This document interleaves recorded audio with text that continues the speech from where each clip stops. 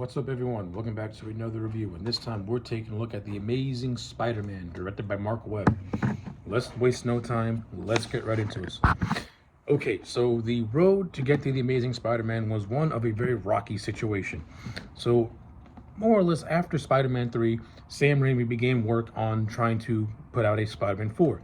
After many scripts, after many just attempts at trying to get a cohesive story together, Raimi just couldn't crack the story. He couldn't get something that he was going to be satisfied with, that he felt that his audience deserved. So he more or less bowed out of the project. Now, at the same time, Raimi was doing Spider-Man 4. Sony was already developing a contingency plan by rebooting the Spider-Man franchise. So basically, Raimi already knew that Sony wanted to reboot. That's one of the reasons why he ended up just abandoning the project, because it was more along the lines of, Sony already had plans for a reboot. You might as well just make it. So that is, of course, once all that hoopla happened, we get The Amazing Spider-Man. Now, this movie came out 10 years after Sam Raimi had already debuted the original Spider-Man with Tobey Maguire. So The Amazing Spider-Man more or less is a retelling of Peter Parker's origin. It does do some new things to the origin, add some different elements. We get a different version of Peter Parker. And it's really up to you as to whether or not you like the 2002 version or the 2012 versions. Now, for me, I like both movies. I like both movies. Of course, I have many different reasons for liking both movies. I like The Amazing Spider-Man for what it brings to the table, for what it tries to offer, for what it tries to do. There are a lot of instances where The Amazing Spider-Man did right what Sam Raimi did wrong, and there are also instances where Raimi did right and Marc Webb did wrong. So it's kind of a mixed so it's kind of a give and take situation when it comes to both movies. But the one thing I will say is that, like the 2002 Spider-Man movie, you can tell Marc Webb was trying to stand on his own and trying to put his own stamp on the Spider-Man character. And I think that was one of the main reasons why he chose to go back to the beginning and tell a different part of Peter Parker's origin. So with all that being said, let's get right into it and try and go over The Amazing Spider-Man. So let's get the positives out of the way first. The cast in this movie is spot on. You got some of the best talent at the time in this movie. You have Andrew Garfield, who had just done The Social Network, in which he was fantastic in. Yeah, he was fantastic in the Social Network, and in Amazing Spider-Man, he gives a good performance as Peter Parker / Spider-Man. His interpretation is different from Tobey Maguire. Tobey Maguire leaned more into the more cocky persona. Into the more geeky, introverted persona of Peter Parker. Andrew Garfield, you do have that to an extent with this version of Peter Parker, but he's also more rebellious. He's also more of like a skater, basically. He still has that geeky aspect to him, but it's a more modern update, if that makes any sense. And I know a lot of people are very hot and cold when it comes to Garfield's portrayal as Peter Parker. Me personally, I liked it because I understood what Marc Webb was going for. Listen, if you're going to retell the origin of Spider-Man, then Peter Parker as a character, he needs to evolve, he needs to change. Don't change his core elements, but you can also update him to fit a more modern context and a more modern audience. There is nothing wrong with that. Peter Parker in this movie did not lose his sense of responsibility. He didn't lose his love of science and his intelligence. He just had some, character tweaks here and there, but that's about it. Other than that, Garfield, he's great in this movie. I love him as Peter Parker / Spider-Man. As Peter Parker, he's what you want. He's that geeky science nerd. He doesn't really have a whole mess load of friends. He's to himself, but he's got an intelligence to him, and he does have a semblance of responsibility.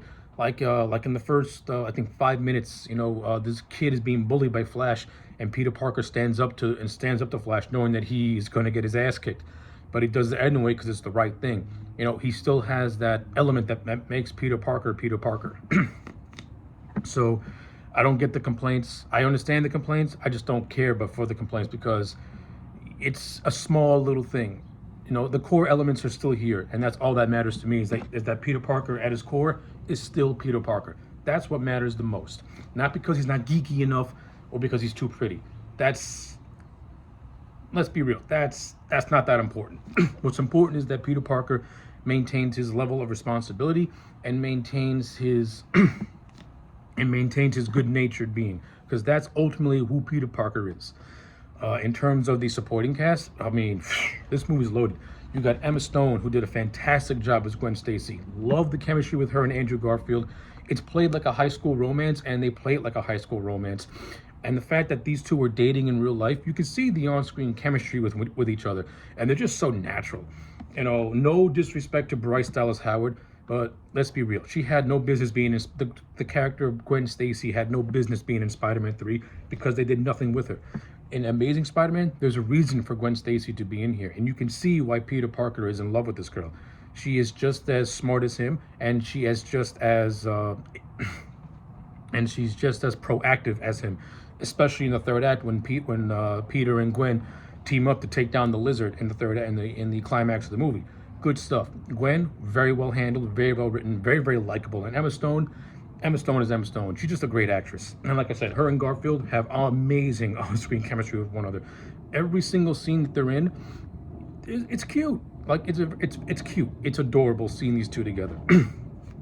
And again, that goes back to Marc Webb and where he came from as a director. You know, he had just done 500 Days of Summer, so you can see a lot of that influence in the Peter Parker Gwen Stacy relationship. You also have Sally Field and Martin Sheen as Uncle Ben and Aunt May, and I really, really like Sheen and Field's portrayal of Ben and May.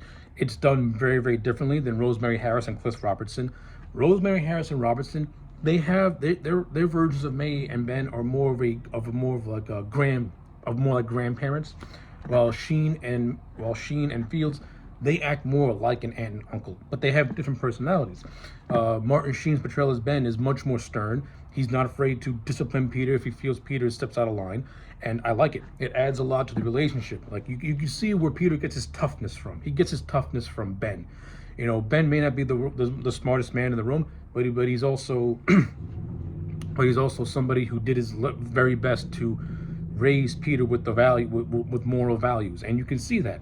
And you have May on that aspect. This version of May, she's not afraid to put Ben in her place whenever Ben will say something cheeky or out of line. And the same goes if Peter does the same thing. This is also an Aunt May who is not weak or timid like. You know, she literally tells Ben that even though Peter forgot to pick her up from her job, she's not afraid to walk alone. She's not afraid to be on her own. So I like the portrayals of Ben and May. I also like how when Ben is killed, Sally Field's version of Aunt May, you can see just the heartbreak that she gets when hearing the news, and it's a very understated performance. So yeah, I have no complaints about Sheen and Sally Field. They're great, and some of the best scenes in this movie to me are just Peter and Ben just having scenes with each other. Like there's this great scene where Peter discovers his father's briefcase. And I'll get to Peter's parents in a little bit, because Peter's parents play a large part in the origin of Spider-Man in this movie, and it's kind of give and take. But I digress. When Peter first finds his father's briefcase, at first Ben acts stupid and doesn't want to say nothing. But being that Ben owes something to Peter, especially since Peter lost his parents at a very young age, Ben feels a moral responsibility to tell Peter the truth. And it's a great scene. And the scene is capped off with Peter telling Ben that despite everything, Ben was a great dad to him. So I like it. It's scenes like those that make the relationship between Peter and Ben just really genuine. That way, when Ben dies, you can feel the sadness. And it's a great scene when Ben dies. I think Andrew Garfield sells it perfectly without being too over the top with it. I like it. I can't say enough. Other supporting cast members, you have Ifris Reese as Dr. Kirk Connors, aka the Lizard. I would have liked to have seen Dylan Baker have a chance to come back and portray the Lizard, since he was very, very, very, very, very, very, very hyped to do that role, and then it was taken from him. Like, the poor guy got screwed. But at least he was replaced by a more than capable actor. I like Rhys Ifans as an actor, and I thought he was actually really good in the role of Dr. Connors. I mean, the relationship between him and Peter is really lifted from Spider-Man 2 with Peter and Otto.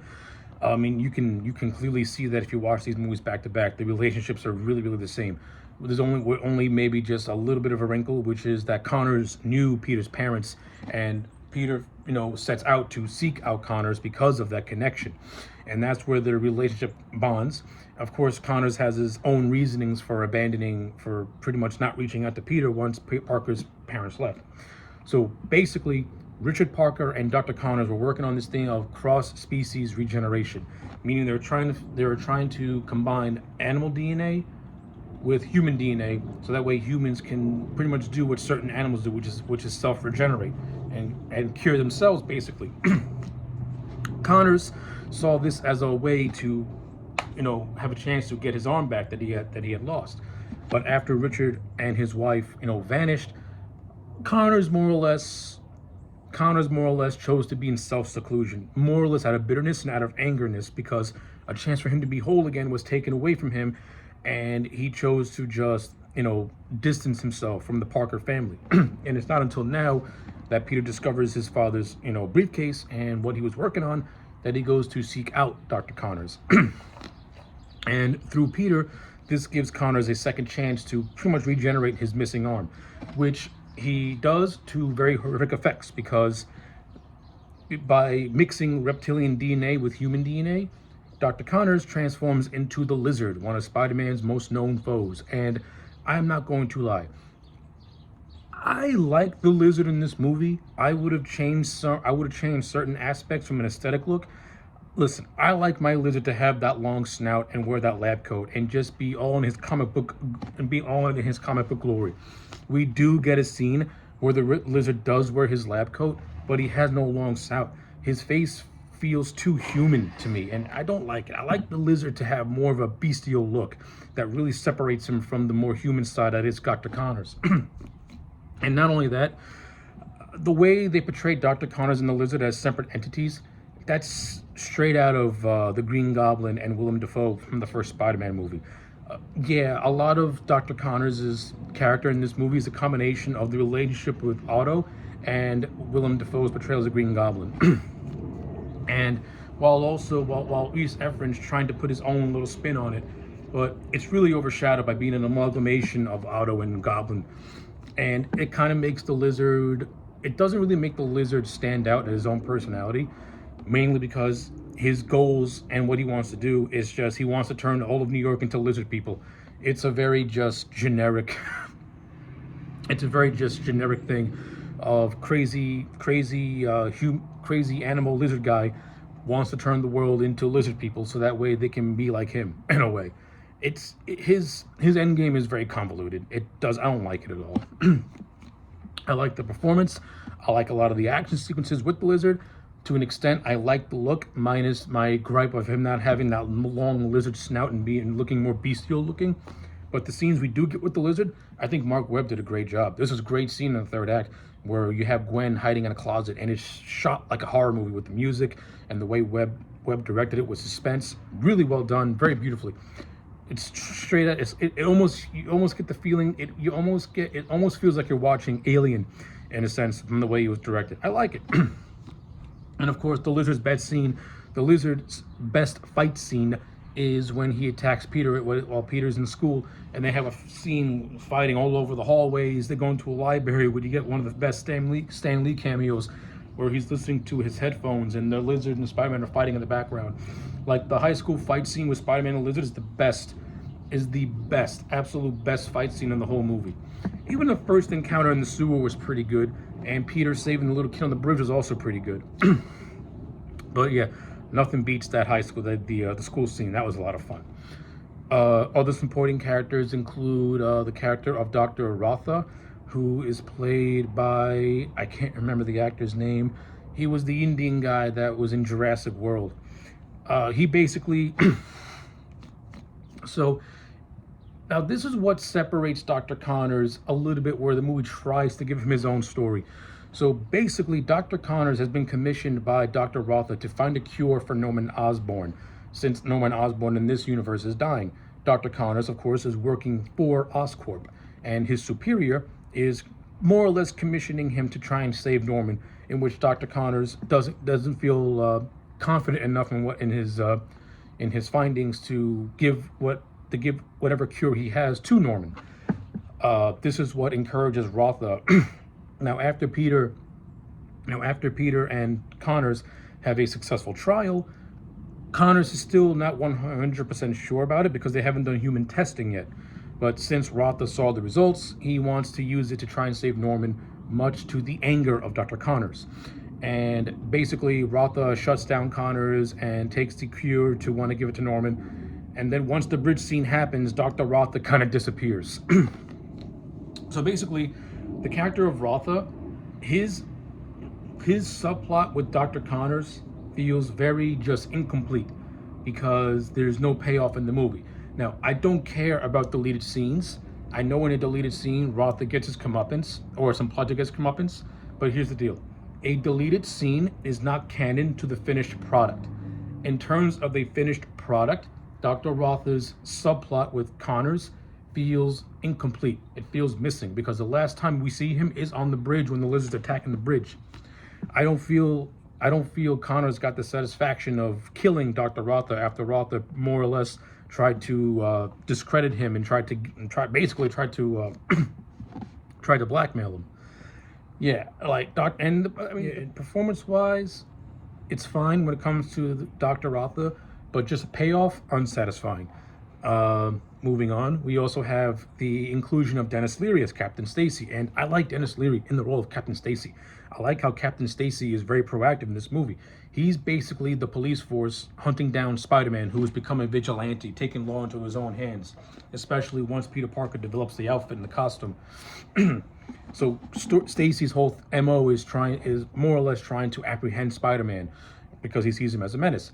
More or less, you can almost say that George Stacy has a slight combination of J. Jonah Jameson with him for his antagonistic attitude towards Spider-Man. But when you get to the end of the movie and Stacy finds out that Parker and Spider-Man are one and the same, they team up together and he helps Spider-Man stop the lizard. Of course, he sacrifices himself in the end, but he also tells Peter that even though he'll have enemies, he does not want his daughter to be a part of it because he knows that Peter loves Gwen, but at the same time, he doesn't want his daughter to feel any fate. Now, when we get to Spider-Man 2, unfortunately, George's fears come true. But for what George is in this movie, not bad. I like it. And Dennis Leary played it totally straight, and he did a great job. This movie shows that someone like Dennis Leary, who is a comedian, can do the straight and narrow and play it very, very, very well. I think that's just about it in terms of the cast. So let's move on. In terms of this movie's action sequences, now I already touched on this, so I don't really have much to add. The best set piece is the school set piece, but everything else surrounding it is also well done. No, Marc Webb is not an action director. He's more of like a dramatic comedy director. But I'm not gonna lie, he handled the action scenes fairly well for what this movie has to offer. And you do get a lot of cool scenes of Spider-Man doing his thing, like swinging across New York and the use of his webs. So that stuff was great, no pun intended. That stuff is great. Another aspect that I really liked is that unlike Tobey Maguire, Andrew Garfield did a much better job at separating Peter Parker the person and Spider-Man the mantle. He gave Spider-Man his quippy personality, his sarcastic sense of humor, and that's the biggest highlight of Garfield as the character, is that he gives Spider-Man his jokey personality and comedic tone. Like when Spider-Man is in a serious situation, he's gonna crack a quip. He's gonna say a joke because it's just to ground himself. I like it. This is what makes Garfield stands out as a Spider-Man that you can say is one of the best live action portrayals, because he does things that you want him to do as the character, and you can't give a negative gripe for that. With Tobey, there's a lot of negatives you can bring to his portrayal because his version of Spider-Man is much more introverted when it should be more extroverted, while Garfield, he does what he needs to do in the costume while also having some confidence in himself as Peter to an extent. So I like it. It's done really well. Now let's go on to some negatives. So one of the aspects this movie does touch on and expand upon is the whole idea of Peter Parker's parents and their connection to Norman Osborn and Oscorp. Now, it feels very just vague in this movie, more because it gets more expanded upon in Spider-Man 2. So it's kind of hard to talk about it in a sense because we don't know all the details. But from what we do know, Richard Parker is working with Dr. Kirk Connors on gene splicing and cross species. Now, of course, this is something that catches the eye, or this is something that catches the eye of Norman Osborn, and he wants to use it for his own nefarious means. And this is what causes Richard and Mary Parker to drop off Peter with Ben and May. And them seemingly disappearing off the face of the earth. Now, this also plays into how Peter gets his powers, which I'm not really a fan of. The best thing about Spider-Man is that it could happen to anyone. Peter was just in the wrong place at the wrong time, hence he got bit by a radioactive spider and got his spider powers. In this movie, it feels preordained. It feels that Peter is meant to be Spider-Man, and when you get to the scene where Peter more or less pretends to be a student at Oscorp, and he does his little investigation work, you get the sense that the movie is telling Peter, you have to go here, you have to do this, you have to do that. Like, the movie more or less prefixes itself as Peter Peter is ordained to be here. He's ordained to be in this room. He's ordained to get bitten by this spider. That to me takes away a lot of the mystique around the Spider-Man character. And one of the things that Sam Raimi did right is that he played Peter getting bitten by a spider as just a freak accident. That's just a freak accident. While Webb plays it in this movie as, yes, he has to be bitten by a spider in order for this movie to continue. I'm of two minds about it. I don't really care for the whole preordained destiny thing because it takes away from the idea that anyone can be Spider-Man. But at the same time, for the new direction that Webb is trying to go in, I get it. I understand it. I don't like it, but I understand it. And that's a gripe that I don't really care for. I already said my piece on Dr. Kirk Connors the Lizard. I overall think the performance is good, but I do think that his motivations for what he wants to do as an endgame is kind of lame, and that his character is more or less an amalgamation of Otto Octavius and the Green Goblin, while also not really having much of his own self. Now, this could have been fixed if Marc Webb would have kept in a deleted scene in which Connors pays a visit to his son. If you would have kept that scene in, it would have added so much more to Dr. Connors and what his real motivations are. And how he is on a human level. We don't get that much in this movie when it comes to that sort of thing. We get tidbits of it, but not enough to really sink your teeth into, is what I'm trying to get at. I already said my piece on the action sequences. The whole thing with Peter Parker, and Uncle Ben's death, and Peter Parker trying to find out who killed Uncle Ben and being unsuccessful, and getting the idea to be Spider-Man after a group of thugs kind of overpower him in a sense, and he falls into a building looking at a wrestling poster. That's hokey, that's cheesy. It's not really done in a very realistic way. Honestly, truthfully, how Peter was handled in 2002 when that sort of thing is actually much better than how it is in this movie. And that's just my personal opinion, honestly. The whole mid-credit scene with the gentleman voiced by Michael Massey, in which is basically setting up the Sinister Six. That is what it is. When you look back at hindsight, it feels very incomplete. But hey, if you're a fan of The Crow from 1995, it's cool to see Fun Boy in a superhero movie. I think that's really all I have to say for The Amazing Spider-Man. I think I got most of my points across. I overall really like this movie and I enjoyed it a lot. I like seeing a Peter Parker that is in high school masking around as Spider-Man. That's a cool thing, because that's what Peter Parker is. He's a high school student. Like when you watch the Sam Raimi movie, Peter Parker got his powers in high school, and then once he's out of high school, he's doing the Spider-Man thing. But even though I like the whole idea of Peter Parker being in high school, we don't get the homecoming of him struggling to balance his life as Peter Parker and his school life. I'm sorry. We don't see Peter Parker balancing his Spider-Man life and his school life. It's not really done in this movie. It's kind of almost glossed over and forgotten about when you look at it. And that's another gripe, because that takes away from the more like human relatability of Peter Parker and Spider-Man. So yeah, there's a lot of things that the Amazing Spider-Man did do right, and a lot of things that I think I really did like in general. I like the more mature tone this movie goes in. It doesn't go for hokiness or jokiness. It's grounded. It takes itself seriously. Peter Parker still acts like Spider-Man, but you also have moments where he can be relatable and be brooding because he's just trying to figure things out. And I like it. It feels more really relatable. It's not as hokey or as goofy as Sam Raimi did. And that's, again, that's also the times. You know, Sam Raimi, he grew up on the golden age of comic books. Marc Webb is going for that more ultimate modern day style with his version of Spider-Man. So they're the same thing, but they're done in the time period that they take place in. So, with all that being said, The Amazing Spider-Man to me, I'm going to give it a solid 8 out of 10. I do think this is a very, very good movie. It's a solid reboot that tells the same story, but adds this different element and tries to stand on its own, which I feel this movie does. Despite the criticisms that I give it, it's still a very solid entry into the Spider-Man cinema, into Spider-Man in terms of live action portrayals. So yes, 8 out of 10 for The Amazing Spider-Man. Let me know your thoughts in the comment sections down below. Like the video and subscribe, and I'll check you back next time for more.